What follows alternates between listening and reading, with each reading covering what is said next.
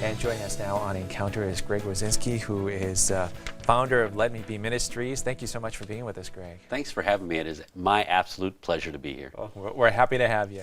Please, if you could tell us a little bit about your ministry, how long you've been at it for, and what you do. Yeah, so I'm kind of a convert into ministry. I'm like that born-again Catholic. You know, I didn't appreciate my faith growing up as much as I do now, but for most of my adult life, I was a corporate executive. And I started doing some talks locally, started working with men's groups and some different youth groups for their retreats. And then I started to fall in love with my faith. And I had one last final business transaction that went south. And I knew that this was what God was calling me to do.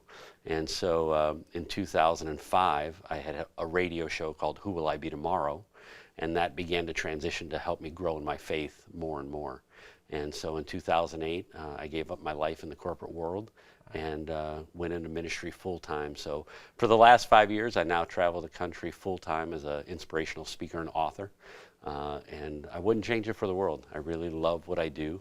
And I love the opportunity to help Catholics grow in their faith and to let them see God at work in the real world. And talk about that if you could too, because you've had this great experience the last few years doing this. Yeah. What's it like been for you to be traveling to different places to interact with people that are searching, that are trying to enliven their faith, and what's it been like for you? You know, I would say that the part of the beauty of it is that I get to talk to kids that are 9 years old to adults that are 99 years old, and what we see is that we're all on the same journey together. That's been one of the most beautiful aspects of ministry for me, is to see that what people really desire is a faith that's attainable, not comparing themselves to other people, but knowing that they're worthy of what the Lord is calling them into, and just by being who they are and being what God created them to be allows them to be an authentic disciple in their own right. So whether it's a parish mission that I'm doing, at a parish locally or across the country, or it's a youth rally that I'm presenting at, everyone desires the same thing: to know that they're worthy of God's love, to know that they can do it, that they can achieve a level of holiness that God wants from them, but to know that they're not alone, to know that no matter who they are and what they've done, that God's pulling on their heart because He loves them. Yeah. And you mentioned you do a lot of men's conferences as well too, and that seems to be a big thing now too, where men from different areas around the country are getting together and sort of trying to. I know some of the leaders of the conferences are trying to entice men to show their faith a little bit more, to get more involved. And what's your message to Catholic men, I guess, who are struggling or who may seem to be taking a back seat in their faith? Yeah, it's twofold. The first one would be stop trying so hard. Stop trying to be what the world tells you that you have to be. We've just come out of this, and in some right are still in an economy which has put a lot of people out of work. And as a man in the world who is out of work, it's a hard pill to swallow.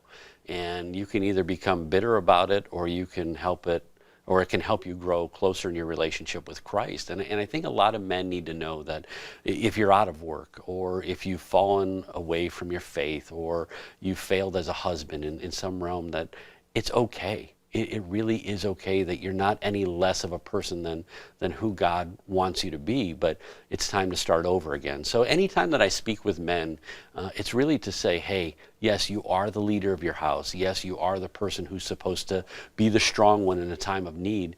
But at the same time, God sees us all the same, and you're a child of God first and foremost. So stop trying so hard in the world and just be who He wants you to be. Men's conferences, retreats. Talk about the importance too. I've heard from and interviewed people that were at conferences and retreats and things like that. And a lot of times something that is said or something that happens or sparks a little bit in them. And maybe if you could talk about the importance of, maybe taking a day to do something like a men's conference or go to your retreat in your parish. Right. I once heard a beautiful quote that said, God will never take away time that He won't give back to us, which means that when we sacrifice time of what our busyness of our schedule tells us we need to be doing to just simply be with Him, then He gives us back that time tenfold. So by us taking the time to be part of a conference or part of a retreat, what it actually allows us to do is to not only reconnect with God in that moment. It's kind of a trap we fall into. We think everything is about about that day. And it really isn't. It's about what that day then propels us to do when we walk out the doors of our retreat or our conference to change us forever. And so it is my firm belief that if we can begin to develop a relationship and to notice God in the real world and how he is at work and see Christ in others, then what begins to happen for us as Catholics is that when we come to Mass on Sunday, we don't spend an hour trying to get to know him, because we already do.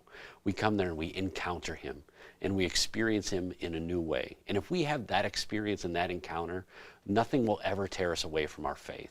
And so I invite every man, woman, child, it doesn't matter, but take that time with the Lord, because the world is going to pull at you and the world is going to tug at you, and it's going to come through friends and jobs and every other form of distraction, because that's what the devil wants. But all that time, God's just saying, come be with me, spend time with me. And it changed my life. Silent retreat. I spent 3 days on silent retreat at the Abbey of the Genesee in Pifford, New York. And that changed my life forever. And so I speak very highly of them. Excellent. Let Me Be Ministries. People want to know more about your great work. Where would they go? Or find Yeah, they can go to faithandreallife.com. That is the website that I post a thought of the day. There are videos, there's audio selections. Every year I do, for Lent, I do a series of either audio or video. And so for seasonally, there's always something there. Advent, we do something as well.